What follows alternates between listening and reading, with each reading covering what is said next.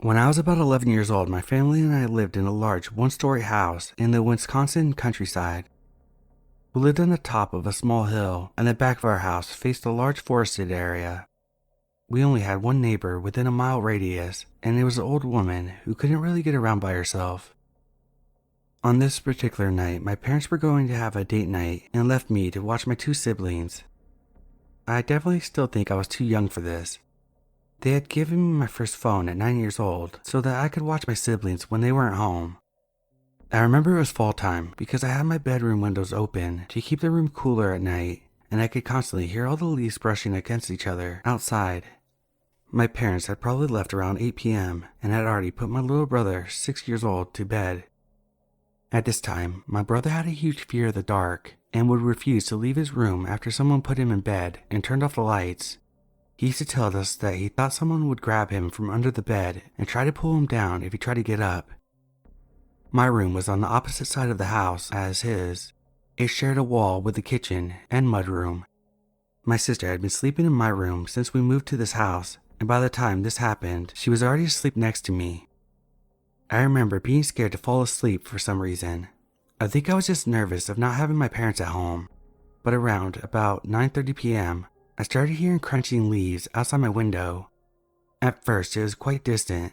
It sounded like maybe animals in the woods, but then it got closer to the house and my windows.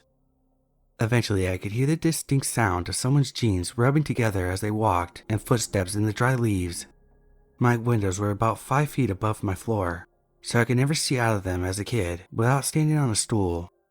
I heard the person slightly bumping into our trash cans, which were right outside the front door. Then, I heard the terrifying creak of the front door as it was pushed open slowly. Since we lived in the country, my parents never locked the doors. That's just how it was. I froze, petrified. I quickly looked at my sister, who was still sleeping peacefully, and gently nudged her to try to wake her up. She was a deep sleeper, and I didn't want to make too much noise, so instead I let her sleep. I knew it couldn't be my brother, so I texted my parents to see if they had gotten home early. I figured that maybe my dad came in first. That's why we only heard one person. At this point, I could hear one person shuffling things around in the mudroom and just walking around in there. I looked to my door and realized I hadn't locked it, as per usual, and considered trying to get up and sneak to lock it, but what I heard next made me freeze again. There was this vent connected to my room and the kitchen, and through it I heard a person step into the kitchen and give a small sigh. I heard them open a couple cupboards and open the fridge for a while. Finally, I got a text back from my dad. My stomach dropped when I read that they haven't even started heading back to the house yet, and why I asked. My dad called me, and thank God my ringer was off, but I decided to pick it up anyways out of fear. I had turned down my volume all the way and spoke as quietly as I could. I told him that I thought that someone was in our house, and he freaked out and started asking questions. But I told him he had to be quiet because I was scared that the person might be able to hear me. My parents stayed on the phone while they got into their cars and started speeding back to the house. At this point, I asked them to mute themselves so that I could hear what was happening in the kitchen. That's when I realized things had gotten really quiet. I heard one of the cupboards start creaking shut, then light footsteps started making their way towards my room. My heart was pounding harder as I heard the person approach my door. I could see a slight shadow of their shoes underneath the door, but all they did was stand there. Scared that my parents would unmute themselves and I would be found, I hung up on them. It must have been a solid 30 seconds that the person stood there, not moving, not saying a word. Eventually, they just walked off. I heard them walk back through the kitchen, their jeans making some sounds as they rubbed together. While exiting the house, I heard the leaves crunch once again as they retreated back into the forest, and that sound faded away. My parents got home probably 10 minutes later and stormed into the house, opening my door first and checking if I was safe. While I explained what happened, they doubted me and said I was probably just hearing noises. Needless to say, from that night on, I locked the door religiously. I was always unsure to where he might have come from or walked back to because even if he did walk through the forest, there weren't any more houses for nearly 2 miles. Though my siblings and I did find something in the woods when we explored it maybe a couple months later. There was a small shelter that someone had built made out of rusty corrugated metal and carpet squares. It had been flooded a little because of the marshy area in the woods it was in. There's a couple of empty alcohol bottles in it, but that was it. I'm glad I never came face to face with this person, but it still gives me the creeps to think that they might have heard me, but decided not to open my door anyway, and just left.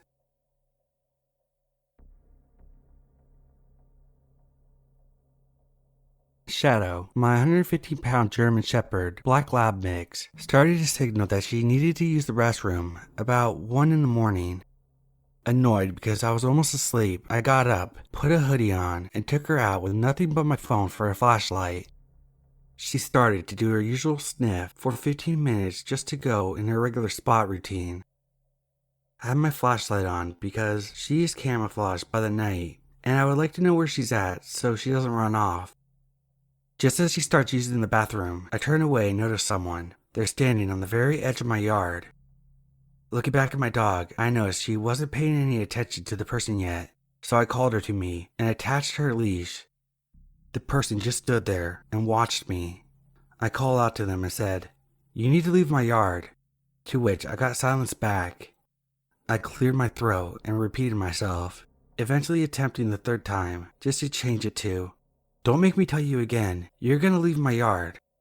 Just as my partner was coming outside to see what the commotion was, they took a few steps forward, clearly intending to continue towards me.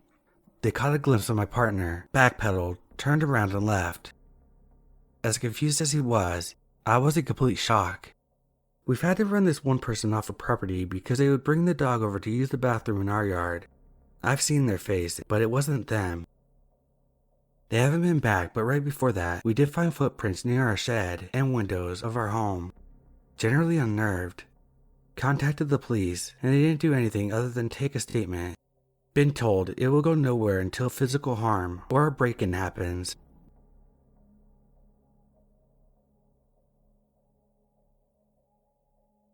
When I was around 10 years old, I had been invited to a sleepover for the first time at my friend's house. This friend, who I'll call Abby, lives pretty far away from me, so us hanging out always felt like a special occasion. I had just started becoming brave enough to sleep away from my parents, and because she was one of my oldest friends, Abby's house was going to be one of these trial runs for sleepovers. A little bit about Abby's family. She's the youngest of 4 kids. Her older brother is about 10 years older than us, has pretty severe autism, and continues to live full-time with Abby's parents. He's always been a bit of a wild card, and I, as a 10-year-old girl, always felt a little anxious around him. Anyway, there are 3 of us girls at the slumber party. We decided to sleep on the main floor of her house so that we could stay up late and watch movies that would eventually lull us to sleep. I had chosen the couch which was perpendicular to the wall of the window looking onto Abby's deck and backyard. The other girls had sat up on the floor on a mattress together. They were cousins. We throw in a DVD and we fall asleep quick. Sleeping away from home has never been easy for me. I wake up frequently and sometimes can't fall asleep at all to begin with. This night was one of those times where, after clocking a solid 2 hours, something stirred me back into consciousness. Coming to, I noticed the bright light of the TV glowing, first before my eyes adjusted, and noticed something outside that wasn't there before. It was a person. A man, actually. He was sitting on the deck chairs, and he positioned it to face directly towards where the 3 of us were sleeping. He hadn't noticed that I was awake, but seeing him made my heart race. I stayed totally still, watching him. It was dark, so his features were a bit ambiguous, but I could tell that he was studying us and smirking. Terrified, I watched him for a few minutes before turning myself into the couch cushion and closing my eyes. Some time passed, maybe a few minutes, maybe a half an hour. Finally, I mustered up enough courage to look again. He was gone. To this day, I have no idea who it was that had gotten into Abby's backyard and sat on her deck, watching us in the middle of the night. But the image of him sitting there, grinning, still haunts me. For a while, I thought maybe it was her brother, but the guy had dark hair and dark eyes. Her brother was blonde. Anyway, thought I'd share this. Luckily, we all made it to the next morning unharmed, but that was the last time I ever spent the night at Abby's house.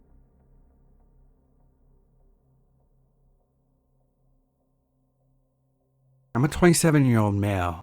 In my childhood home, there was an island in the kitchen with bar stools. If you sat in the furthest bar stool to the right, you'd be able to see through the door that opened up to the garage. One night, when I was about 6 or 7, everyone else in the family was either in the bedrooms or in the living room watching TV. My dad worked nights, so he wasn't home. I was sitting on the bar stool furthest to the right, having a nighttime snack when I look over and I see an eerie white hand wave at me. All I could see was the hand. I was petrified. I didn't know what to do or say. The hand waved again and pointed down at the doorknob as if to suggest I unlock it and open it. After that, I ran into the living room and yelled to my mother. She called our neighbor over to investigate. We lived in rural western Kentucky, so it took a few minutes for him to get there. When the neighbor finally arrived, he looked around and couldn't find anybody. It had been raining all night, but we couldn't see any evidence of tracks into the garage or in the driveway. The same thing happened to my sister not long after. She was only a year younger than me. She told me she walked up to the door after the hand gesture and almost unlocked it, but screamed and ran to my mother. To this day, I hate to think about what would have happened if either of us would have opened that door. And I hate to think about who was watching to see that 2 of the younger kids were alone in the kitchen, or how long they had been watching.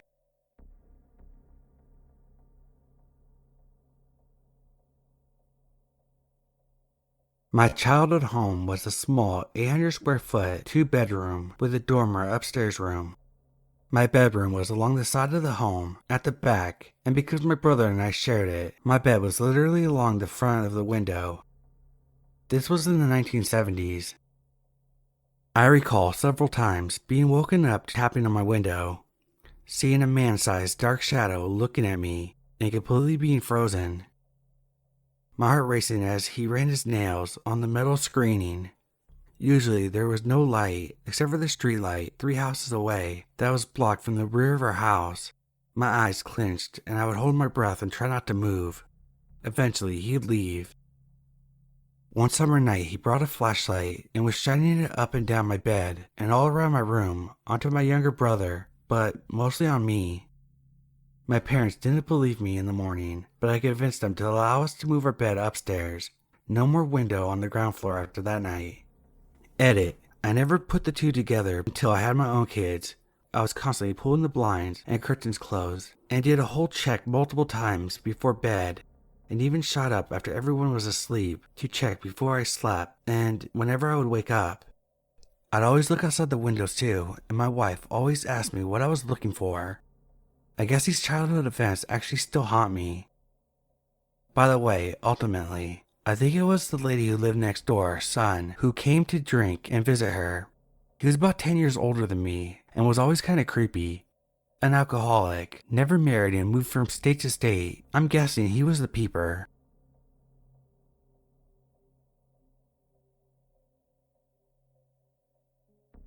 Most of my money comes from babysitting. There's a pair of loving parents who's 1 year old I watch every week.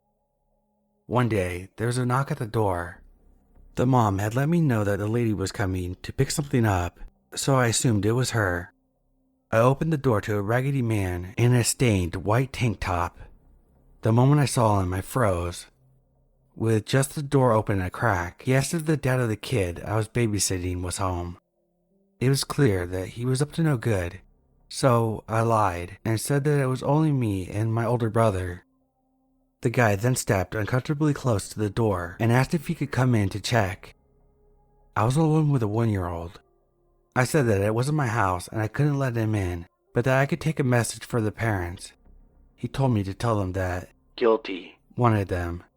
I uncomfortably smiled and shut the door. I immediately called the kids' parents as I ran around the house, locking the doors and windows. I watched the guy take a picture of the house and leave. My uncle, whom I trust, showed up in 2 minutes with a weapon to protect me and the baby. After hearing what happened, police were called to patrol the area. When the parents got home, they told me that the guy had some issues with them and came looking to fight the dad. The scariest job I've ever had.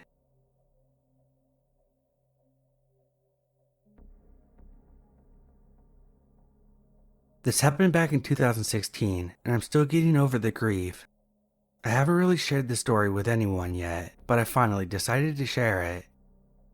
I'm not going to say where this happened, for privacy reasons. Even though I have since moved, I'm afraid that people related to those responsible might come after me. Anyway, at the time this happened, it was August, and it was in the evening. My brother and I lived in a small 2-bedroom, 1-bath home that sat on 10 acres of land.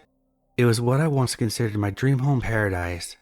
We had everything I could have wanted: a good amount of land, 2-car garage, a pole barn, and a very nice view from our back deck. Now here comes some important details to note.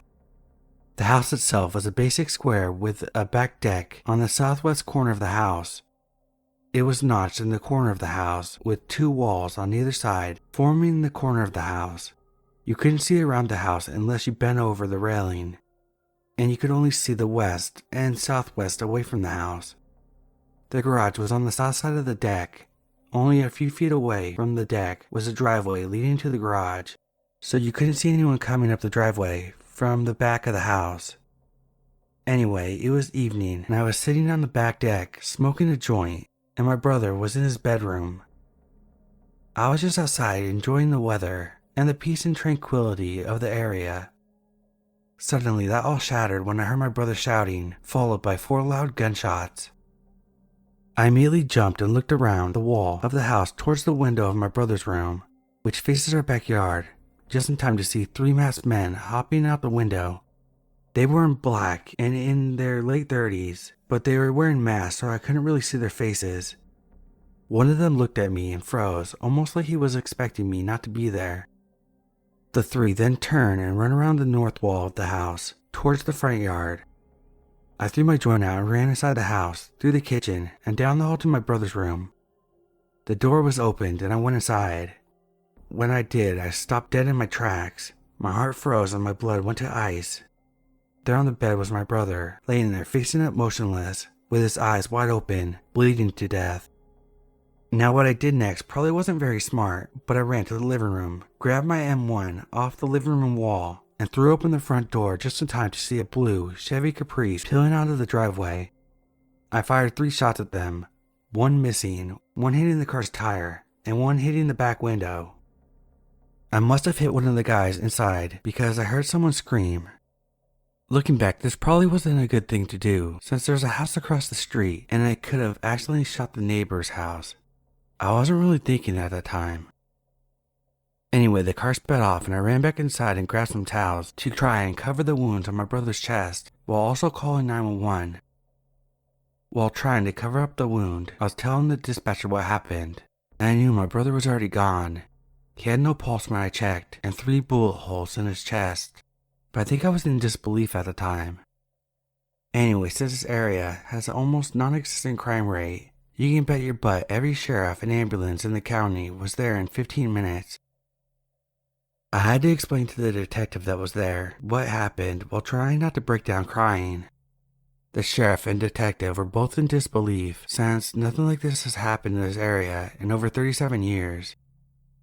I'll spare you all the little details, but over the next 3 months the investigation wrapped up, and here's what I learned. After the police had gone through my brother's phone, they found that he had apparently been getting death threats. Apparently, he had been hitting on a girl that was a gang member's girlfriend. The guy warned my brother to stay away from her, and even after he did that, he decided to get rid of my brother for good. Apparently, one night before he was killed, he received a message from an unknown person saying, "I'm coming for you." Somehow, the guy found out where he lived and brought 2 guys with him to do the job. The strangest thing is we lived over 40 minutes from where the gang's territory was in the city. The guy was so aggravated at my brother, he drove himself and 2 other guys 40 minutes out into the countryside just to kill him. It really amazes me how far this guy was willing to go to make sure no one went near his girlfriend. So now let me say what happened to those 3 guys. One of them was the one I had shot as the car pulled out of my driveway, and he apparently died while in the car. The other guy, who was along for the job, was caught during a traffic stop. He was dumb enough to take the same car out the next day, and there was an alert out for it. Since there aren't many sky blue Chevy Caprice, it left it easy to find. He was arrested and charged with murder, and since the prosecutor where the murder happened are way more strict, he was sentenced to death. The guy who orchestrated the whole thing was actually killed in another shooting back in the city the following week. They all got what they deserved in the end, in my opinion. I did have to go to court for the guy that I shot, but because he has no family that they could find and some other circumstances, I didn't have to go to jail. I did have a hefty fine though for dangerous use of a firearm due to the fact that I could have accidentally shot my neighbor's house and had to take gun training classes, but I didn't care about that. For almost a year, I didn't do anything except for mope around my house and barely even left my house.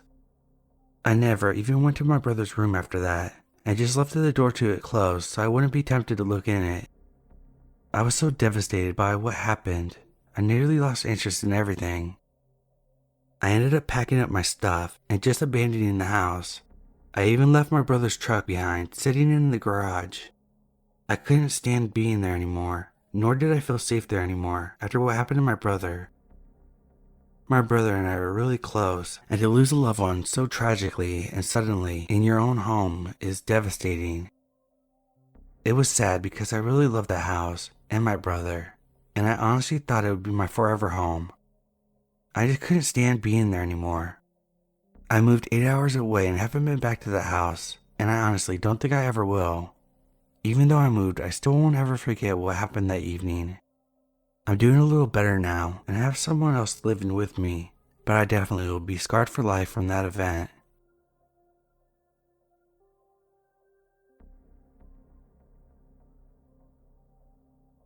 I'm a 26-year-old female.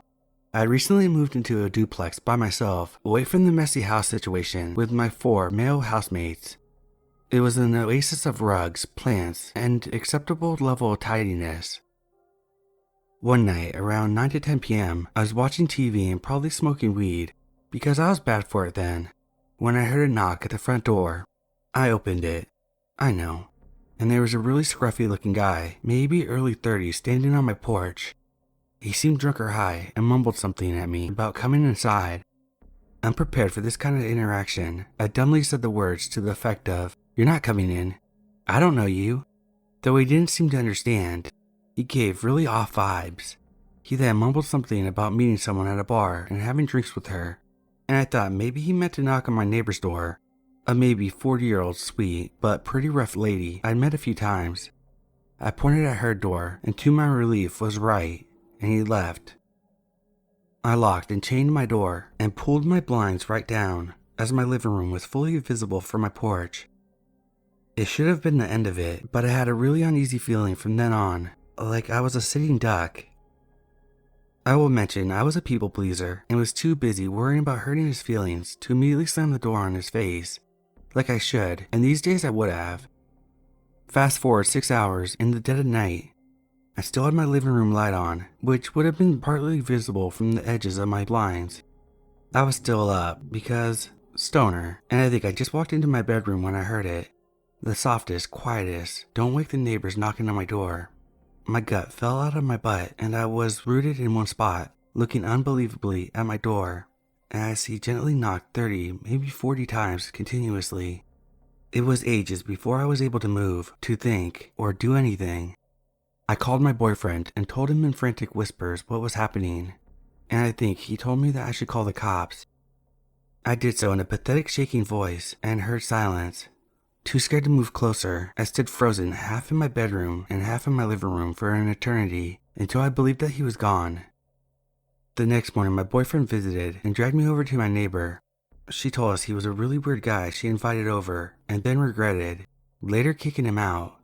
She didn't go into details, but she was very concerned about him coming back to my door.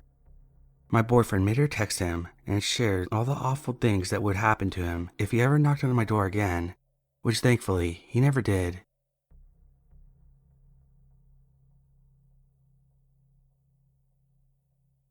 I'm a 24-year-old female. I've been reading through these types of stories for a few years now, and I'd like to hear your thoughts on something that happened to me. This is not the most exciting story you're going to hear, and I can't explain why it happened the way it did. I am also really stupid and lack common sense in this story. I'm sorry. I used to live in an old Victorian house in Maryland, and at the time of this story, I was 10 years old. This house had been turned into a duplex that split the 2 floors and basically just rented them as apartments. I lived in the upstairs. There's a university nearby, so we had a lot of college students, and we also had a lot of drug issues in the area. People were always getting their houses searched or getting into fights over it. The owner of the house had told my family that the people who rented the upstairs previously had given him a lot of trouble, and he had kicked them out. My family had just moved there for my dad's new job, and didn't have a place to live yet, so we were thankful that their contract ended so early so that we could take their place. If there's anything else the owner told my parents, it was not shared with me. I was homeschooled online as a child, so my parents would leave for the day to go to work while I stayed in the apartment and did my schoolwork alone. Maybe about a week after we had moved in, there was this loud banging on the door. I ran down the side stairs to open it, and there was this tall, thick man dressed in black with a black mask over his whole face. The mask had holes for his eyes and mouth. As immensely stupid as this sounds, no alarm bells went off to me. This place was cold year-round, and I stupidly just assumed his gear happened to be black. Behind him, I remember seeing a car parked next to the building that was still running. He just stood there silently for a couple seconds, and I felt awkward, so I said, "Hi, can I help you with something?" He continued just to stand there for what felt like forever before saying something like, "I'm here for the mail." I'm smiling and saying something like, "Oh sure, you must have just moved out. My dad already brought all the mail this morning. Let me go see if there's anything." So I turned around, left the door wide open, and ran inside to find the mail pile. I looked through it, but I didn't see anything that didn't have my family's name on it. When I went back to tell him the bad news, he was gone, and so was the car. When my parents came home that evening, I told them that the previous renter had stopped by and asked for their mail. My dad had a fit and said that I shouldn't open the door while I was home alone, and apparently our mail comes from the owner since he separates it before bringing it up to each of the renter's box, since we have the same address. So we wouldn't have gotten any of the mail that doesn't belong to us anyways, and the previous renter would already know that. He was furious with me for being a moron, and that was before he thought to ask what they looked like. I described the black suit and mask. I know enough now that I handled the situation entirely wrong, and am beyond stupid. I'm not looking to get berated for it. I would actually like to hear what you think. If this suspicious guy had malicious intentions, why didn't he do anything? I was home alone. It was morning, so my parents wouldn't have come back until that evening anyway. I don't even think the other renter was home. I clearly didn't suspect anything from him and left the door wide open while I turned my back to him and ran inside the house. I am immensely thankful that nothing happened to me. I don't ever want to appear as ungrateful that this didn't take an awful turn. I just don't understand what protected me if that was actually the case.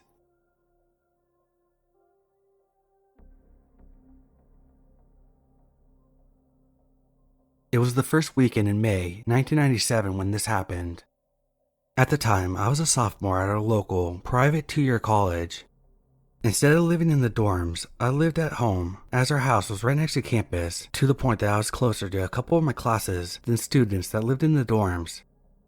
Just to the south of our place was the overflow parking lot, which served both the church and the school.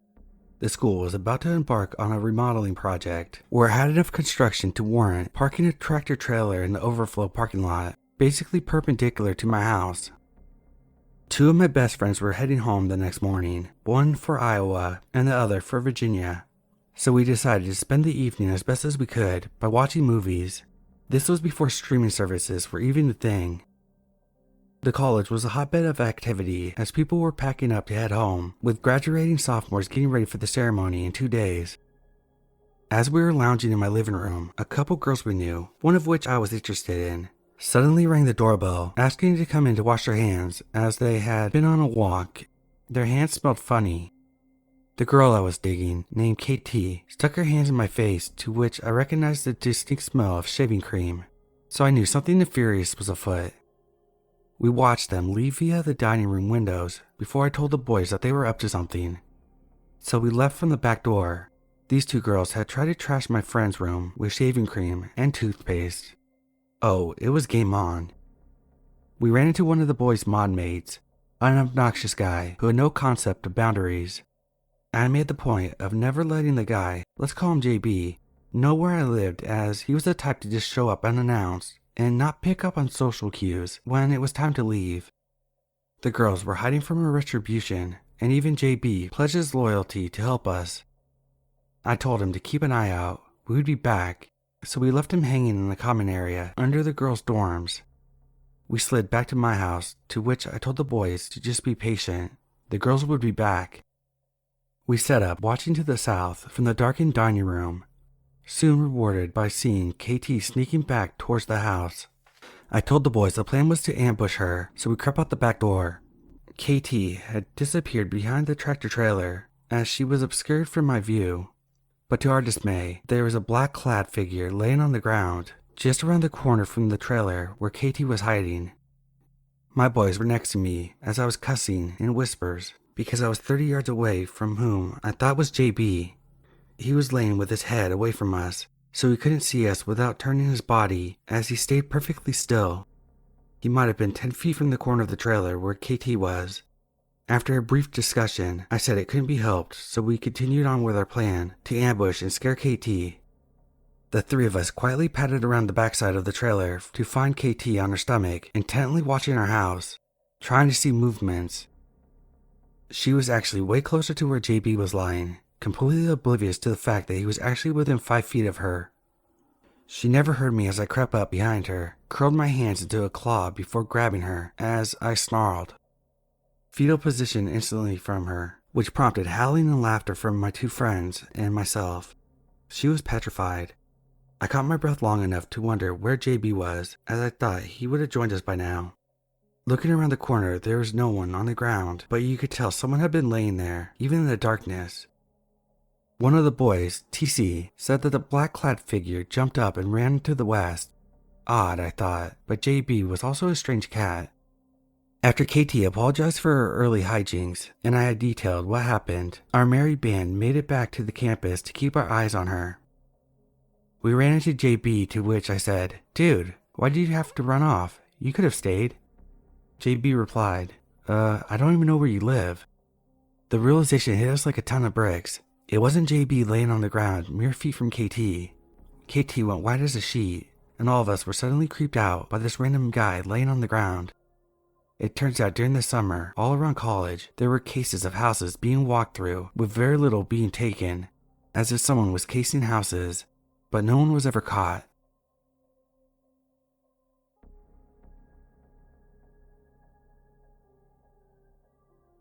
I was in my room chilling at 3 a.m. when suddenly I heard someone call my name from outside my window.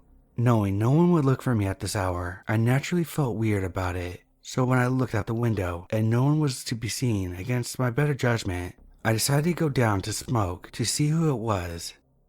When I got down, I heard the same voice offering me a light and asking for a cigarette. I looked to where the voice was coming from. Standing there was a man who looked to be in his 50s. Weirded out, I asked, "Who are you?"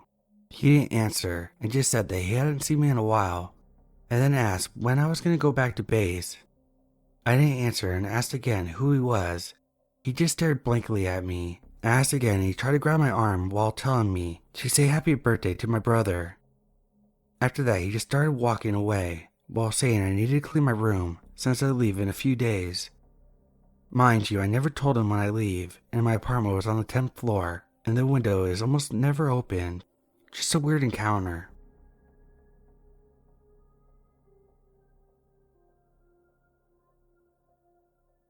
This happened a few weeks ago, however, scared the crap out of me, and I learned something new about my home. I was off work and inside for the day. There were several knocks, and the person kept ringing the doorbell, so I eventually answered, though I wasn't expecting anyone. I also live in the middle of nowhere, Kentucky, with only one neighbor nearby. A mid-30s man, seemingly having Down syndrome, parked at the very edge of my driveway, on the road, which alarmed me. He asked me questions about knowing anyone who used to live here. He asked if I was in high school, and how old I was, and if I was home alone. My fiance has 2 cars, so thankfully, it looked like I was not alone, and I told him no and no. He seemed scared off and ran to his car and sped off. Afterwards, I went to my neighbors and inquired about the previous owners, and the man. They told me that there was an elderly couple with a son with a disability, and the couple had hung themselves in the house. So double mind blown at this point, and I'm scared to even answer my front door again.